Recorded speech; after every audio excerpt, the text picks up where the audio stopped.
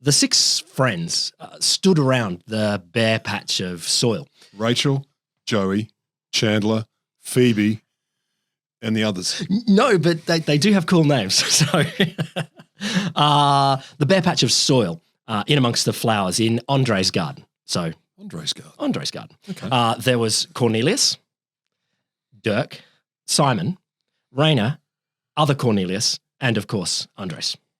Andries had buried it there a few months ago, and now was time to dig it up. Unburied. Righto then, dig it up, someone probably said. Acting as witnesses, the friends watched while Andries turned over the bare soil, and there it was. God damn it, someone probably said. That double-crossing bastard, someone else probably said. Let's get down to the old rooster. He's always there. So the six friends formed a posse and charged down to the old rooster. And there he was, the third Cornelius, Cornelius Double, literally the double crosser. He would, of course, have known exactly what was coming because he'd done this a few times before. That's the third Cornelius for you. He's a cunning bugger. Andries slammed it down on the table, small, brown, about the size of an onion. You cheated me. I paid 30 goddamn guilders for this and it's worthless. He could have bought a house for that price, added one of the Corneliuses for the sake of people living in other times and places. Thank you. Cornelius Double, the third Cornelius, looked around slyly. Gentlemen, not so noisy. This is a respectable tavern. Is this your Dutch accent? I'm not doing a Dutch Not accent. so noisy. This is a respectable tavern. There you go. Thank you. I was hoping you would do that bit. I don't care, Andries yelled. You've drilled a goddamn hole through it. Is this what we florists are now? And there it was, clear evidence of drill marks. The other Corneliuses, Dirk, Symon, and Reynier, all glared menacingly. Ah, Double said. You've got me. But perhaps not let's get anyone else involved. Perhaps we settle this like gentlemen. Gentlemen florists. Gentlemen florists. And so they settled. Double, this is the third Cornelius. It's weird that the third Cornelius is double. Cornelius You've got double. original, next, Cornelius, and double. Other Cornelius. Yeah, but there's two Corneliuses, there's his friends, and then there's Cornelius Double, that's No the one's double friend. crosser. No one's He's the friend. double crosser. Oh, that makes sense then. He should be double. And so they settled. Double paid Andries his 30 guilders back, plus a 20 guilder fine, which is cool, a respectable agreement between friends. Florist fee. It happens. And the 43 guilders profit that Andries was expecting to make. But what was it that Andries had bought for the price of a small house? Well, I said before, it was small, brown, about the size of an onion.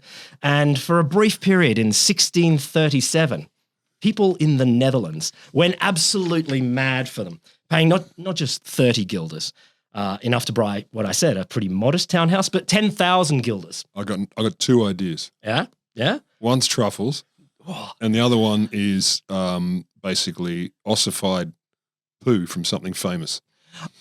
It could be close, but no. But enough to buy like the best house in town. As they say, one of the grandest homes on the most fashionable canal. 30 guilders is a mega home. No, 30 guilders is your modest home. 10,000 guilders is your fancy home. I reckon it would be. Yeah, exactly. And by modest, I think it was hovel. I know that This hole with a roof. I know that there were houses for 18 guilders at the time, but I don't know it was good. Anyway, no, one of the grandest houses on the most fashionable canal in Amsterdam, complete with a coach house and a 25-metre garden. I love that fashionable canal. Is it on the best street?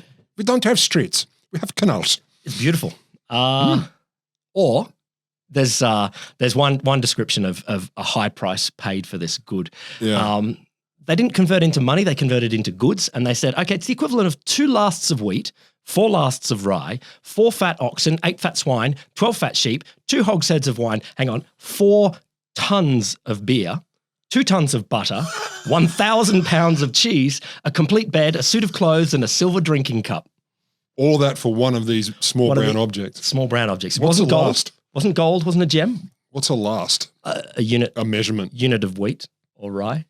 And 2 is more than 1. It's definitely. Well, look, I knew that you would understand tons of butter or 1,000 pounds of cheese. That's how I buy my cheese. So yes, I suit do. of clothes. I can visualize. I have some of that at home right now.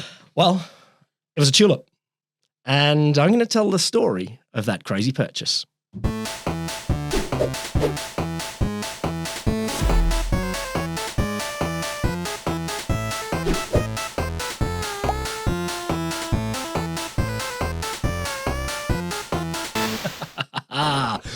Welcome to The Wholesome Show, Thank you. the science podcast where we gaze in pure delight at the whole of science. Oh, I'm gazing at it right now. Look at the whole of science. The Wholesome Show is me, Will Grant. And me, Roderick G. Lamberts. So I'm going to tell you a story of a fairly famous historical event today.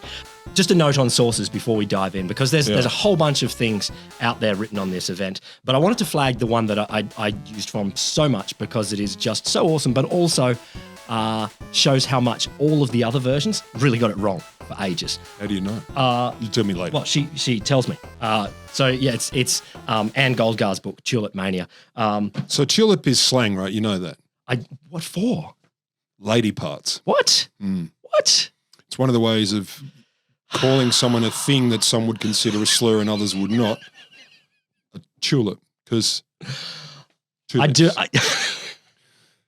didn't make it up. I'm only bringing information to the table. Look, just a messenger. It's not my fault either. It's I not don't my blame fault you. either. No, I don't think you invented it. So the story starts with a backpacker who brought back a bug, as a lot of backpackers do. They go somewhere, they bring back some sort of...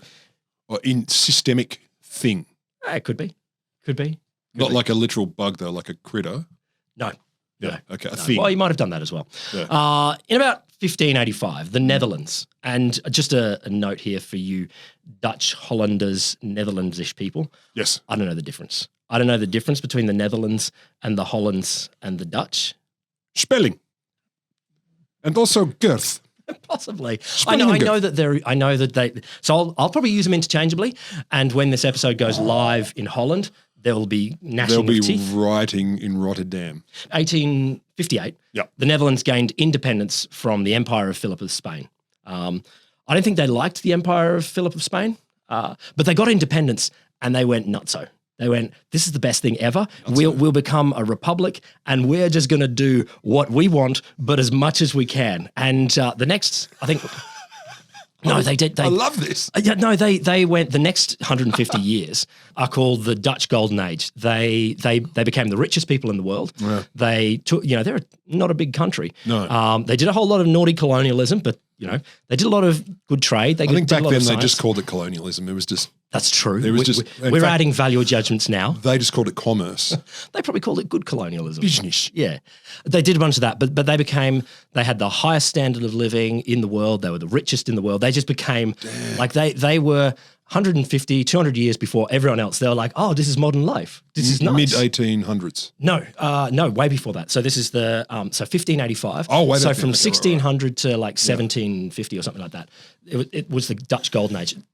Trade route, though, isn't part of it? They had ports and stuff and in between things. Well, yeah. So the explosive growth, it started with, so they became independent. Then they had a technological revolution in shipbuilding. I don't know what it was, but they did. And so they came. What if we make them waterproof? That might have been it. Geert had an idea. It could have been. I mean, they had an agricultural revolution, an early industrial revolution powered by wind, water, and peat.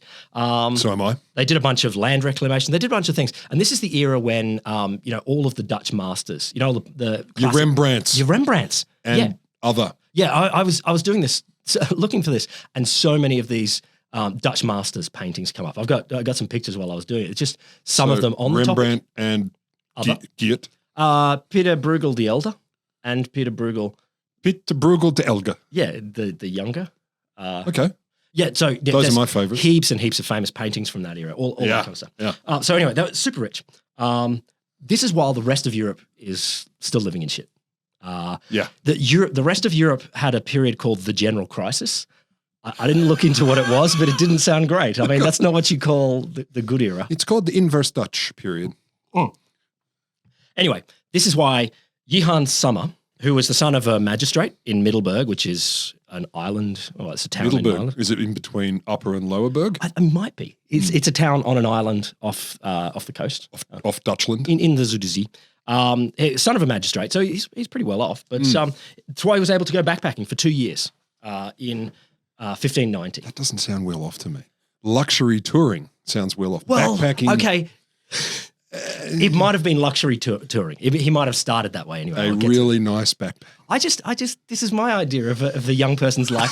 2 years of backpacking. Okay. Yeah. 1590. Here we go. Spent 5 months in Italy, which would have been nice. I know. Sorry. Now you're talking. Sorry. Now you're talking. At the end of his time in Italy, he joined up with a Pole, a Frenchman, and 2 Englishmen, and got I've heard this joke. Carry on. And got on an Italian merchant vessel to travel throughout the Mediterranean. He had a bunch of adventures. In Crete, he nearly drowned when a desire for good London beer left him unconscious in the water under the boat. Got pissed. I think that means he got pissed. I think they found a flagon, a cask, or whatever. Kentish ale, let's get smashed. Of good London beer. And they got so drunk and he fell in the water and nearly drowned. He was also captured by Turkish slavers and became a galley slave. You know those, like in the movies. Old school. Yeah, old school. And they were a little bit nice. It's a little bit weird. So he was captured by the slavers. Slavers were really cranky, but the fellow slaves were really super nice to Jihan because Jihan said to them, I'm not used to this kind of work. And also he had a gammy leg. Like he walked around with a crutch. And so they said, you can have the outside oar. That's the easy one. And so he had so the guy in the very middle, he's doing all the big pulls. Yeah. And the one near the edge is just sort of doing the little ones. Like They're probably also like, you don't seem very Turkish. Oh, no, the slavers were Turkish. Slavers were not Turkish. The slaves. Yeah, I think there was a bunch of people from all parts of Europe on the boat. From Europe? Yeah, all over the place. Because I was going to make the dramatic assumption they were all people of a much darker hue. No. This form of slavery is very much capture whoever you can and chuck them on the oars.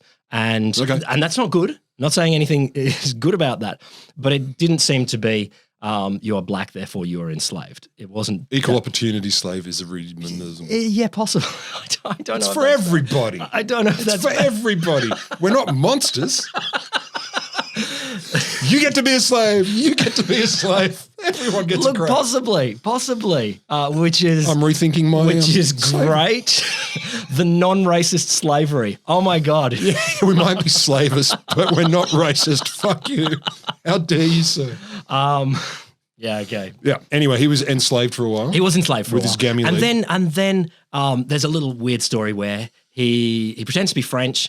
Because there's a French consul in town when they landed somewhere. And one of the old slaves said, hang on, here, buddy, I'll help you out. And it fixed him up to meet the consul. And then he paid his way out. So this slavery does sound a lot more job-like than most slavery on earth. It does. You know, the other thing that gets me is he paid his way out. He paid 20 cecchini, which again... Oh, you don't have to tell me. I don't know how many houses that buys. 4. I think it said to me, this is the equivalent of 25 gold somethings. And I'm like, Again, I'm not sure. But he paid his way out, which thanks slavers. He landed in Constantinople. Now Istanbul, but at the time it was still Constantinople. Constantinople at the time was just super nice. Like in all the descriptions of it, really? Super, super nice. Yeah. Welcome to Constantinople, eh? It's nice. So... That's great. Again, this comes from Anne Goldgar's account. After the Turkish conquest of Constantinople in 1453, so not too long ago, I mean 150 years, but from then, from our distance, from their distance, yeah. So the city's layout was reconceived by Sultan Mehmet II, incorporating elaborate gardens and parks. You could walk through the gardens of the mental hospital, admiring the fountain and promenades lined with roses, tulips, hyacinths, daffodils, carnations, and many other flowers. If you want to walk through the gardens of the mental hospital. I'm going to go for a walk. Where? Obviously. You know the loony bin on the corner, like with the people screaming and getting tortured. Fabulous flowers. I think the point is that they are advanced enough to have a mental hospital. Oh, that's what I was supposed to take away. No, you take what you want. It's the nicest place in Constantinople. But you could also go Constantinople. for a walk there. Okay. Well, one of the nicest places to go for a walk in Paris is a cemetery. So why not a Look at you with your walking in Paris cemeteries. I did it once. The sultans themselves, they were mad for flowers. Fair enough. So bulbs were planted in the sultan's gardens on a grand scale. So definitely tulips and other flowers that come from bulbs. Sultan Selim ordered the Sheriff of Aziz to send him 50,000 tulip bulbs without delay. Hurry. And similarly, in 1593, Sultan Murad, which I was writing this, and it auto-corrected to Sultan Murray. And I was like, Sultan Murray. Sultan Murad III. Probably Murat. I knew a Murat, a Turkish kid. Could be. Murat. Yeah. Wrote to a provincial governor ordering the urgent collection of 100,000 wild hyacinth bulbs, half blue, half white. God damn, 100,000. Yeah, I think the peasants did it. I don't think the sheriff himself did it. I think the scale, though. The scale of it. Constantinople had 80 florist shops at the time. Get down. Yeah, I know. And under Sultan Ibrahim, the first chief florist was appointed. Why don't we have a chief florist? Do you know it's possible we do, but I doubt we do. I bet it's possible. I bet there are countries that do. What a great idea. That's lovely. It's very nice. And to be honest, I love Australian flowers. I think they're awesome. The great thing about them is they look dead while they're alive and alive while they're dead. Yes. So there's no change of state. Oh, there was also, not in this era, maybe 200 years later, they became so flower obsessed in the Ottoman Turkish Empire that there was a coup in the 17th century, and part of it was driven by the super expensive court spectacles focused on tulips. So they would have these grand spectacles based, and the crowds were like, "Fucking come on, what are you doing? So much flowers!" Seriously. And the Grand Vizier was executed for this. So, could they not at least be edible, you bastard? Give us something we can eat after you've just thrown them aside. I'll come to that in a while. But our backpacker. Or our grand tourist, he saw all this and he got the bug. He's like, this is cool. I want some flowers back home. And so here, Anne Goldgar draws from Summer's travel blog. The travel blog is called Beschrijf Vinge van in the End Land Res near de Levant. My travels. Flawless. Travels across the sea and in the Levant. So he said a bunch of things about all the cool gardens he went to. Yeah. The Duke of Florence's Pratolino Garden. Nowhere but in Constantinople have I seen the likes of Pratolino. So it's the second best. I do prefer Constantinople, though. But yes. Constantinople. Second best to the Duke of Florence. Yeah. No. Florence is second after Constantinople. Florence is second? Yeah. Fighting words. Crete. He loved Crete. Okay. There is no island in the world where so many flowers grow as in Crete. He called it a different name, but it's Crete. On Mount Ida. There's tulips, white peonies, roses, yellow irises, wild cauliflowers, and he was shocked that the Greeks didn't eat the cauliflowers. So, wow, okay. It was chock full of awesome floral goodness. Yep. I had no idea. Yeah, and Constantinople, of course. The Turks are great lovers of gardens and herbs, and you would have to be a poor man not to have a little garden. They spend much money on strange plants and flowers. Within Constantinople is a market where they sell nothing other than flowers and herbs, which are brought back from the Black Sea and other places from Egypt and India. That's awesome. So he's just loving it. Cool. He's loving it. It's cool. They're beautiful. Yeah. Flowers are beautiful. And at the time, mostly throughout Europe, plants were just thought for their uses. Like you could eat them or they could be medicine. Yeah. And so some flowers were definitely thought of as medicine or something like that, but just they weren't really focused on the aesthetic element of flowers. Animals. Yeah, I know. And he's saying, no, mix it up. I think it's wonderful. I'm delighted by this. So he got back home to Middelburg, our town in the Netherlands, the country that it is. The Dutchlands. The Dutchlands. Hollandaise. No, that's the people, the Hollandaise. And he showed all his buddies. He's like, man, check out these sweet flowers I got. I got dogtooth violets. I got oracles, double narcissi, lilies, small tulips, crocuses, heaps more. They were blown away. They were like, God damn, man, these are some cool flowers. Yeah, people used to be more relaxed. Also desperate for new things, that we'll come to. Desperate for new things. Like the happy Dutch in their golden age. Yeah, exactly. I brought you some flowers. And they said, you got to write to Cornelis Clusius. Yes. Who was the best scientific botanist of either the age or of the local neighborhood. Could be both. It could be. Could be both. One definitely subsumes the other, but not the other way around. Yeah, no, true. I'm the best of the neighborhood. He was definitely a very good flower guy, very good botanist guy. Okay. And so Summer, the backpacker, wrote to Clusius and attached a painting of one of his flowers, the yellow fritillary. And he said, this is blooming in my garden this year and it's now seeding beautifully. And he said, I can send you some seeds and some bulbs from all of these. And so they started up this correspondence between him and them and all the friends. They would start sending each other all sorts of flower cuttings and bulbs and seeds so they can all start growing all of these flowers. And it's interesting what he says here. along with other beauties which I expected yearly, which I will not fail to share with your honour liberally. For I assure myself that I shall receive something unusual each year from Constantinople. Just hold on to that unusual. I think I can do that. Well, they use some other terms for it as well. I'm getting an annual and unusual. An annual from the Constantinople. So this is where I just want to shift gears a bit because Johann Summer, he was all into flowers, but all of the people throughout the Netherlands, not all of the people, but lots of the rich people were starting to get fully into collecting. That's what the wealthy do. Yeah, exactly. Cars, money, humans, spaceships. But it's true though, isn't it? You got nothing better to do. Particularly in those times. I'm going to get things. And they're a trading power. They got boats going all over the place and they're like, collect. I've got more of these things than you do. There were definitely other people around Europe that were doing it, but the Dutch were just like number one. If they were the wealthiest, of course they were. I think it was Roland Barthes who said, man, they are just catalogers. That's all they do. They catalog and collect, catalog and collect. He was a bit dismissive, but anyway. That does sound dismissive. So they all started collecting anything unusual, exotic, or strange. Okay.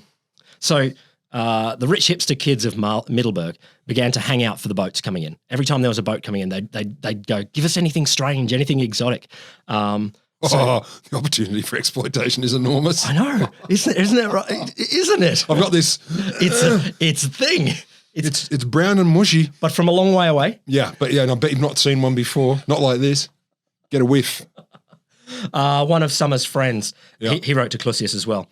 I've been on this new ship that's come into town to ask for something strange. And he would make sure to keep Clusius in mind if other ships full of exotica could be found. Yep. There's a whole bunch of other people around Europe at the same time that just give us some strange stuff. Duke of Buckingham said to his agent, collect anything that's strange. Just, I don't care what it is, anything strange. I want that job. I'm going to pay you full-time wage to collect anything that's strange. Not me, though. Not me. You don't want that job? This job horrifies me. Really? Like, I would just have to throw all this stuff out. No, you're collecting it for them, though. You don't throw it out, you hand it over. Oh, okay. Same thing. Okay. He's not saying collect and keep. Have you ever been to, like, one of the most famous collectors is the Soane Museum in London. I haven't been there. But it's an amazing museum because it's an old house and it's jammed full of as much stuff as like the Natural History Museum, not like the British Museum or something like that. But it's in a house. It's chockers. And it's chockers full of stuff that they collected. And do you walk in and start twitching? No, it's actually great fun to look at. It's just I can walk out again. I just the idea of having the idea of that. Yeah, I don't want it all either. But the idea that you go and use someone else's money to buy wacky shit and then hand it over. You reckon good job? Oh, I can think of way worse jobs. You know that there are people that are still doing that. That is absolutely. If you're listening and you need a little bit of help, I have to tell you. So there's a bunch of other people around Europe that are doing it, but I did find one guy. He was supposed to have one of the best collections of the era, and his name was Ol Worm, and he went by the Latin name Oleus Wormius. Of course he did. Keep it classy. Old worm sounds derogatory. What if we make it Oleus Wormius? So what sorts of things were they finding? They're looking for like two categories. They use Latin names, but it's pretty simple. Naturalia, natural shit, and not artificialia. Notus. Yeah, exactly. So, they're looking for rare species, rare shells, rare. So what's one? One of Summer's friends sent to Clusius, little creatures off a boat, possibly barnacles, not That's so what exciting. It smells like. The beak of a bird, bigger than the bird itself. A fruit or other plant unknown to me. A toucan, maybe. I don't know. It's a very big beak. It's a very big beak. That's a very big beak. Like even a pelican still has a bigger body than the beak, depending on how you measure it. Ibis is long, but it's very... Do you measure from the base of the beak to the bum hole? Well, they are saying... cloaca. They are saying it's the beak of a bird. Bigger than the bird itself. They're not saying the bird is with it anymore. Oh, they're definitely not saying that. That's unambiguous. There were stories. They loved the bird of paradise. From New Guinea, because the packers who were sending stuff back were like, it won't fit into the box, chop its feet off and send the bird back. It's dead. Eventually, definitely. No, it's chop its legs off, throw it in a box. It's a stuffed animal. But then they got it back to Europe, and everyone's like, "Fuck me, it's a bird that must fly forever. No feet. It can't stand. It's like a shark. Like." I'm just blown away that they would go, the obvious explanation must be it keeps flying forever. Not that its legs were removed. Pineapples, they were great. Seashells. They went gaga for seashells. They're like They always look different. Oh, one thing the Rembrandts and stuff like that. Yeah. There are Rembrandt quality paintings all over the place of people with their seashell collection. He's looking like a Rembrandt masterpiece. He's there looking august, and he's got like 30 seashells all wrapped up. I get it. Like, I went to a seashell museum years ago down in Bateman's Bay. Famous also for its Dutch masters. Fucking horrible. Like, it's just weird and freaky. Like, you walk in and they've got seashells around the windowsills and the edges. They've got seashell toilet seats. Oh.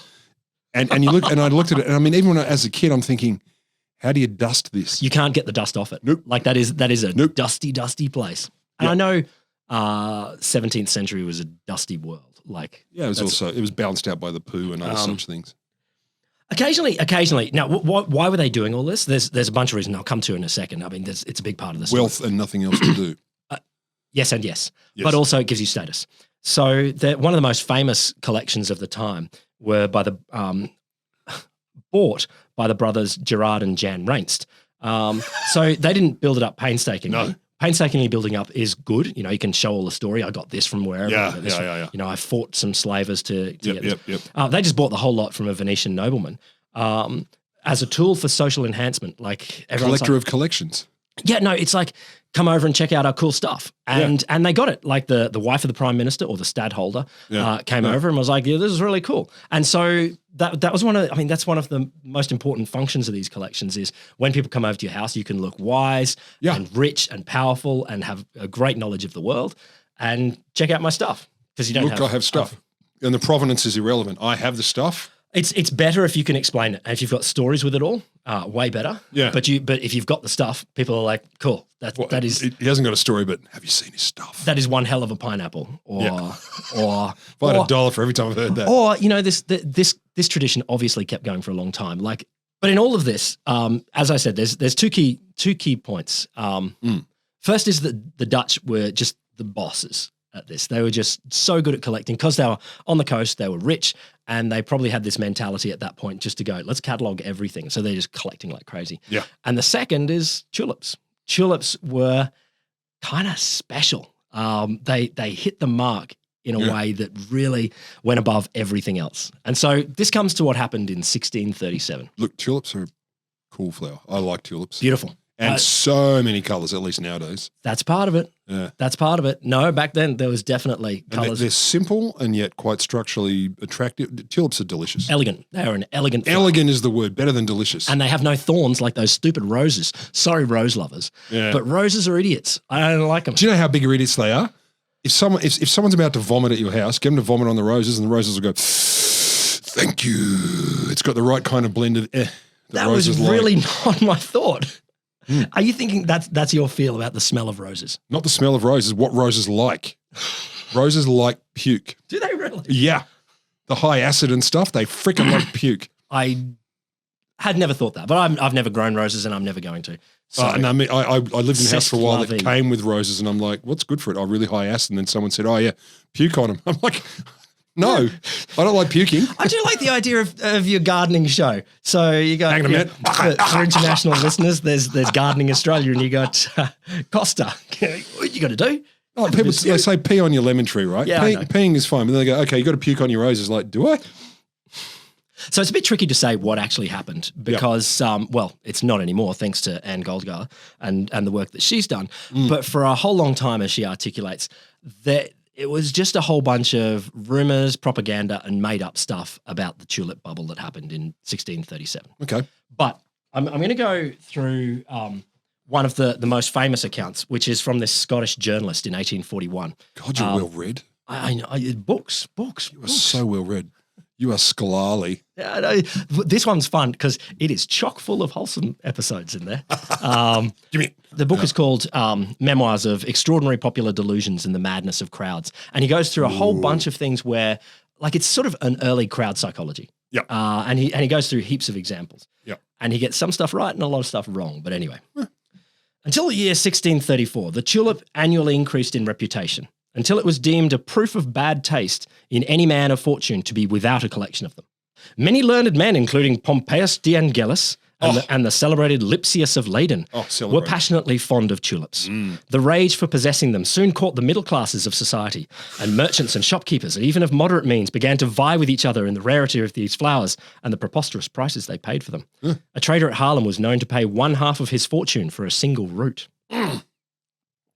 And a tulip. We'll be here all week. In 1634, the rate among the Dutch to possess them was so great that the ordinary industry of the country was neglected, and the population, even to its lowest dregs, embarked in the tulip trade. As the mania increased, prices augmented, until in the year 1635, many persons were known to invest a fortune of 100,000 florins, 10 super fancy houses, in the purchase of 40 roots. So 2,500 florins per bulb. Per root. Which is within the recorded amount. Just to clarify, this is not an accurate articulation, but it's sort of got some elements. We got the ish of it. So anxious were the speculators to obtain them that one person offered the fee simple of 12 acres of building ground for the Haarlem tulip. So they got so obsessed with it that they actually started to ignore their economy and stuff. That's what he reckons. So this is the popular story is that the Dutch went just mad. Just crazy for it and did nothing else. What a symbol of wealth, though. Oh, yeah. We're so rich now that we can just get insane about something that does not sustain us. There is, and that's a huge element to this. It's really interesting why the tulip, and that's what I really want to drill into. Why was it? Yeah. So he's got other stories of people spending lots on them. That of Amsterdam was bought for 4,600 florins, plus a new carriage, 2 grey horses, and a complete suit of harnesses. That would have been my add-on. An industrious author of the day called Munting, who wrote a folio... I know, right? Thank you. A folio volume... For international listeners, Munting is an interesting word in Australia. Surname? Munting. No. What's his surname? Munting. Who wrote a folio volume of 1,000 pages upon the tulipomania, has preserved the following list of various articles and their value, which was delivered for one single root of the rare species called the Viceroy. So this is the one that got listed at the beginning. This is for a Viceroy, which is a high-end tulip. That was 2 lasts of wheat, 4 lasts of rye, 4 fat oxen, 8 fat swine, 12 fat sheep, all of that with the beer and the cheese and the stuff like that. Honestly, that just makes my mouth water. I want to go to that feast. It just sounds fun. It sounds tasty. Then he tells a bunch of stories about people who lost their fortunes when people accidentally ate the tulips. So there's like a merchant who was doing business with a sailor who'd just come into town. The merchant had a tulip sitting on the mantelpiece that was worth lots, whatever. Mm-hmm. And the merchant gave the sailor breakfast of a herring, and the sailor was like, I'm a little bit hungry. That looks like a nice onion to pop into my pocket and eat while I walk down to the docks. First of all, dude. First of all, that looks like a nice onion to eat. I could do with a snack on my walk. I'll have an onion. But also, bulbs also, they make me think of Jerusalem artichokes, which are, not potatoes. Yeah. But are potatoes. And clearly, they look similar to an onion, but they're not an onion. Not that similar. I'm still stuck on the idea that you're like, I need a snack, so I'll have an onion. And also, and not only I'll have an onion, this person has an onion on their mantelpiece. They probably just forgot. That's where they keep your onions. They won't mind. This is an onion on mantelpiece district. Yeah. So I'll just grab one because they won't notice. That's a $40,000 million euro blob. Fuck me. But, he says everyone got in on the action. Nobles, citizens, farmers, mechanics, seamen, footmen, maidservants, even chimney sweeps and old clothes women. But this folly could not last forever. No. In 1637, and here Mackay is pretty accurate, the price spiked. And there's famous graphs of this. You can see them. Like it literally spiked. So prices were tracking up. Yep. And then you hit February 1637 and you get those astronomical prices, the 10,000 guilders sort of thing. Wow. And then they plummeted within it's like the gap between, they peaked at February 3 and by February 5, February 9, they're going down by May. They bottomed out. So it's like a tech bubble, but it was tulip bubble. Absolutely, it was a bubble. It was absolutely a price bubble, and it is used by lots of people as the first example of an asset price bubble. And Mackay says, those who were unlucky enough to have stores of tulip on hand at the time of the sudden reaction were left to bear their ruin as philosophically as they could. Those who'd made profits were allowed to keep them, but the commerce of the country suffered a severe shock from which it was many years ere it recovered. It's kind of like a lotus flower, that this plant has so much power over us now that we will stop functioning properly. Yep. But the key thing, a whole bunch of this, it's half true. So the real story In the years after Jehan's summer came back from getting enslaved and fancy Constantinople, a society of collectors and flower enthusiasts took root in Netherlands. They called themselves liefhebbers, which Golgar translates as connoisseurs. Google Translate gives it as lovers. But basically, they were total hobbyist amateurs, like lovers of flowers. And they blended absolutely a hobbyist, amateur scientist sort of thing. Okay. And of course, there weren't professional scientists at the time. So gentlefolk scientists. Gentlefolk scientists. Yeah. Typically from the upper reaches of Netherlands society. No real surprise there. Yeah, sure. It's like people that are fancy trades, doctors, lawyers, apothecaries, plus nobles and princes and things like that. Yeah. For them, collecting was a passion, a hobby, a moment of science, a moment to have the sweetest conversation with others. They sent each other gifts all the time. They're sending flowers to each other. Sweet gifts? Yeah, yes. And one said about his passion, how much does their rarity give in knowledge to curious spirits? How many agreeable visits? How many sweet conversations and how many solid discourses? This is certainly the sweetest life in the world. This is basically him and his buddies strolling around the gardens looking at flowers, which is lovely. Having sweet conversations and a good solid discourse. They did. And of course, no lower class people. No. They were all like, this is not for anyone below. They bring the wheelbarrows full of the manures to help us have these gardens. If we were to make beautiful flowers available to everyone, that would take away the most praiseworthy interaction to occur among men. Yes. And deprive them of the sweetest society there is among people of honor. Yes. If everyone could do it, then everyone would be doing it, and that's gross. It would take it away from us. Gross. We must have the special flowers. What if other people could do what we're doing right now? I'm disgusted. I'm I'm sympathetic to these. They're all guys. I'm sympathetic to them that they are, they've got a hobby, but the way that they are so grossed out and disgusted by other people getting in on their hobby. What if the poor they are the worst form of elitist hipsters. They really are. Clusius, the botanist guy. Either of the neighborhood or the world. One of the two. Yeah. One of the two. He wrote to a friend about getting totally depressed about other people getting involved. This pursuit, and he meant gardening, will in the end be cheapened, my dear Lipsius, because even merchants, yes, even artisans, low-grade labourers, and other base craftsmen are getting involved in it. For they can see that rich men sometimes hand out money in order to buy some little plant or other that is recommended because it's so rare, so they can boast to their friends that they own it. To hell with those who started all this buying and selling. Yes. I've always kept a garden, sometimes for my own pleasure, sometimes so that I might serve my friends who took pleasure in that pursuit. But now, when I see all these worthless people, sometimes even those whose names I have never heard, so impudent in their requests, sometimes I feel like giving up my pastime altogether. One must lie down now and take an opium tincture. I'm so glad that they are exploring the world, but they are so precious that they don't want other people to explore the world. What if that fucker saw it too? Luckily, that doesn't happen anymore. It is very lucky. Thank God we've moved past that. Exclusivity for its own sake. Yes. Delicious. Fuck me, humans. Like, could you not? Just don't. Just maybe go, I really enjoy it. It'd be cool if anyone else enjoys it. I'm not going to force it on anyone. No. But really cool. No. Get in on it. It'll be nice. Do you know what would make this worse? Anyone else did it. I want them to envy me for it, though. Let's be clear. I want them to know I do it and them want to do it. But if they do it, I freaking hate it. I hate it. Disgusts me. Okay. First of all, the leaf hebbers, when tulips first arrived, they loved them all equally. So, early on you could see them writing about how lovely all the flowers are and all tulips are. Okay. But gradually they started developing a hierarchy. Of course they did. And tulips actually are great at this because they come, as you said before, in so many colours and so many varieties. And the varieties are kind of spontaneous. Well, but the base shape, unless I'm wrong, is pretty much the same. Yep.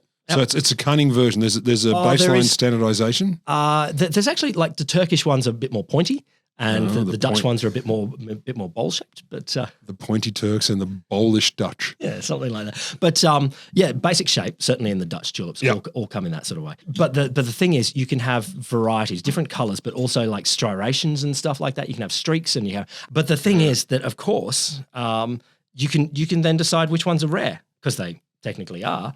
And I know how to decide that. And when you've got a collection and you're like, everyone can come over to my place and check out this variety, then people are like, fuck, you've got an Admiral Greba or they named them all after like famous people, or like they give them all like really tough Famous like men. Admiral Grebber, or the Brun Pepper de Costa, or the General de Goya, or the Duck van Schapstein. This is the giant Keith monster tulip. You're going to love it. Actually, all of these names are from tulips that had their portraits painted, and then they put the name next to it. They're like, this is the Paragon Castellan, or the Giel en Root van Leyden. They would love painting paintings of them as well to show I had this tulip. This was in my tulip collection. And God, the wealthy have a lot of time. I know. Oh my God. What are we going to do? I woke up this morning and I thought, there's nothing I have to do. Let's find something really obscure and expensive. Portrait guy, paint my tulip. Paint my flower. And we have an episode name. Carry on. So they thought, okay, the rarer they are, if you've got like a variation that's rarer and different, it's going to be worth more. And first of all, the hobbyists were like, okay, it's just it's classier and cooler. But then, of course, money got attached to it. They started experimenting to see if they can make it happen. Yeah, they cut bulbs in half and try and squeeze them together to get half and half. Or that's how it works. I do that with cars. You get two different cars and you bang them together until they become one melange. And you can do it with dogs too. You cut dogs in half and you get these hybrids. I was reading this. It was when I was reading about the collectors here.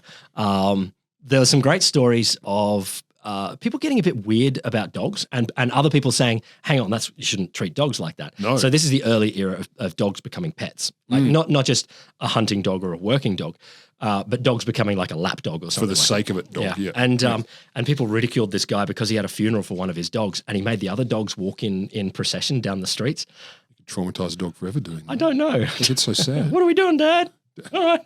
So yeah, over the first few years of the 1600s, the leaf hubbers, the hobbyists, are loving this. Yeah. But gradually, you get a couple of people saying, "Hang on, if they're paying little bits of money for it, maybe we can get involved." And so it starts spreading.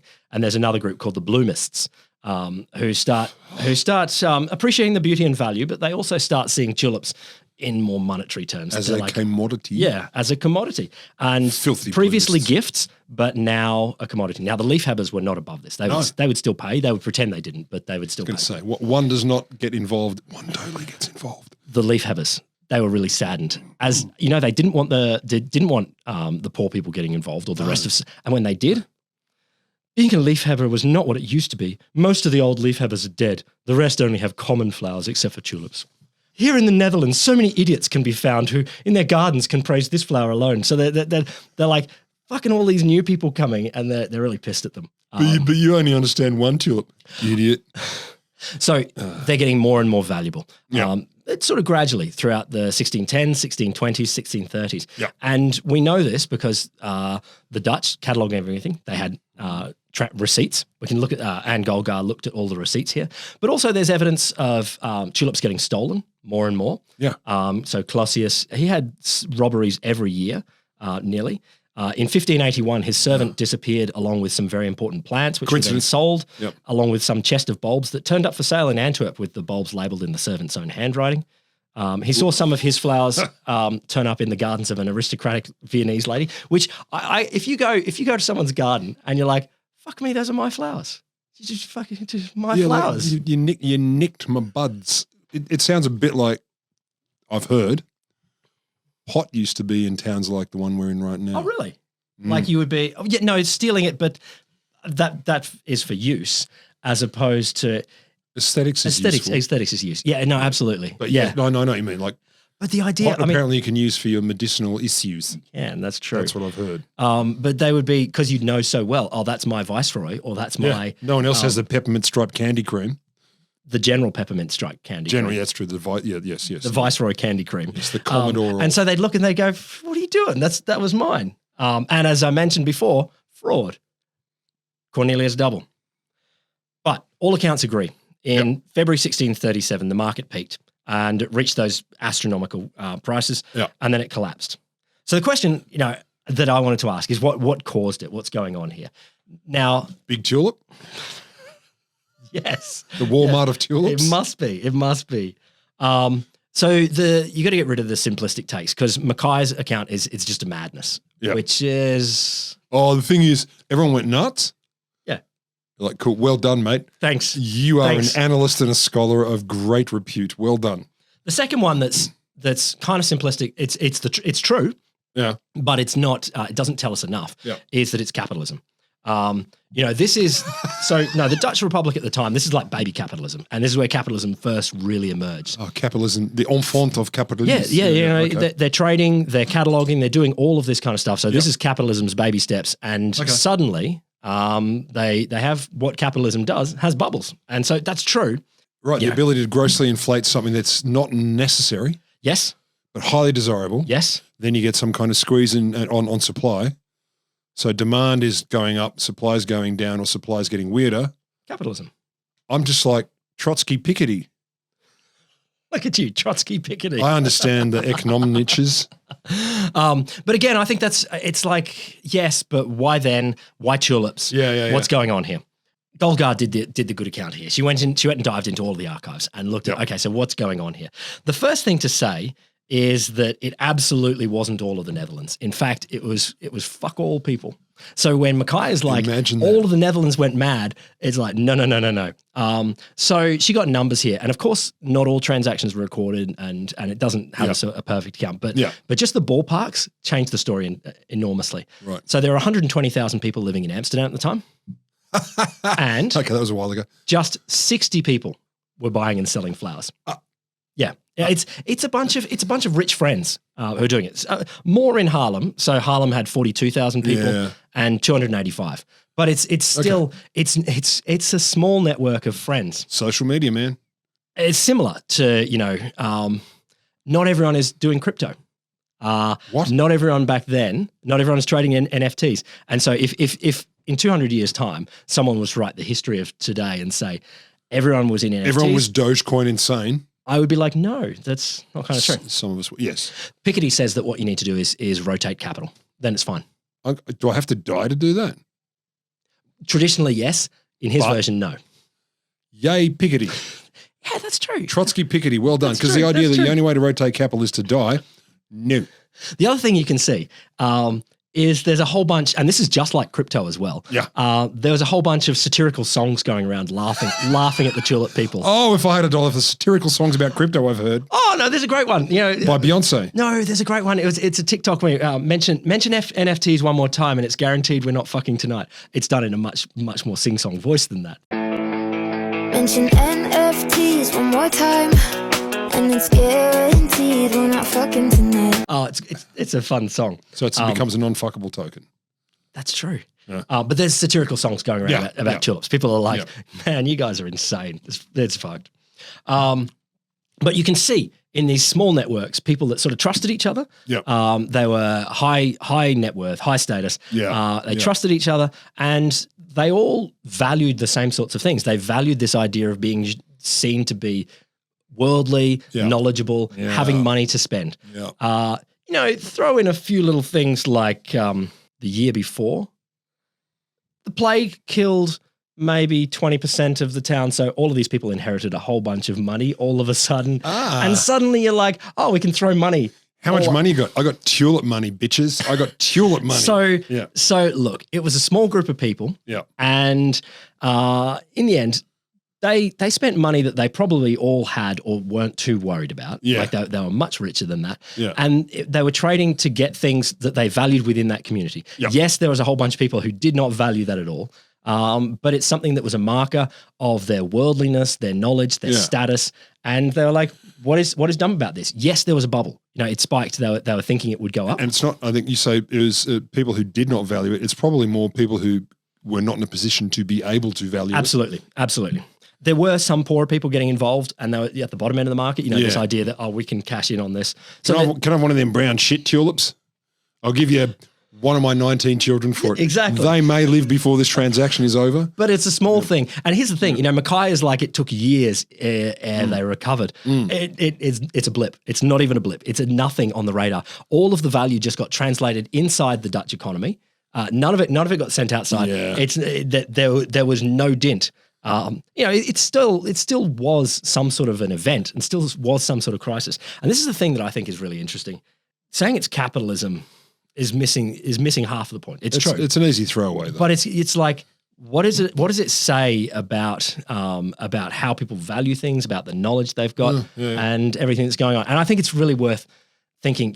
How does this apply to crypto and NFTs now?